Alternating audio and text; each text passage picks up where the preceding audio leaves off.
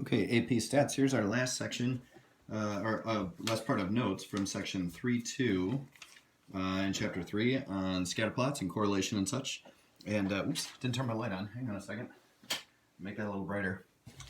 Then we're done with chapter 3, so it's time to start talking about taking a test. So here is an important definition here for you. The coefficient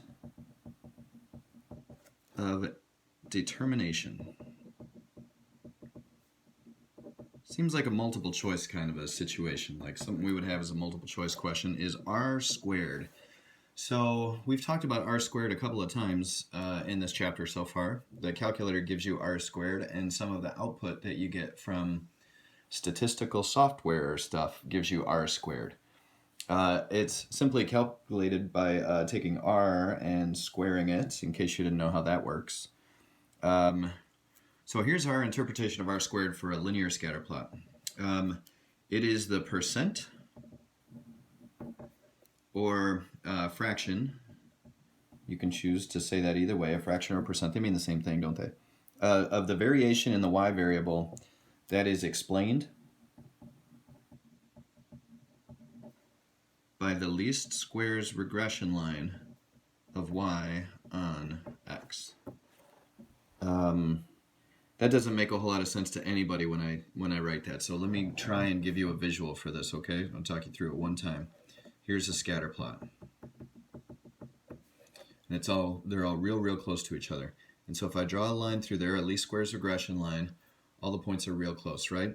You find r, and r is going to be close to 0.1. So look, the percent of the variation in the y variable. Okay, so look, I took some data values, and here's my y minimum. And let me go up here, and there's my y maximum. So as I'm getting my data, I have my y values varied from here to here as I collected data. Now, we in statistics are trying to explain why this y variable varies. What we'd like to say is as x gets bigger, y gets bigger, and that's why we have bigger y's and smaller y's, because we had bigger x's and smaller x's, right?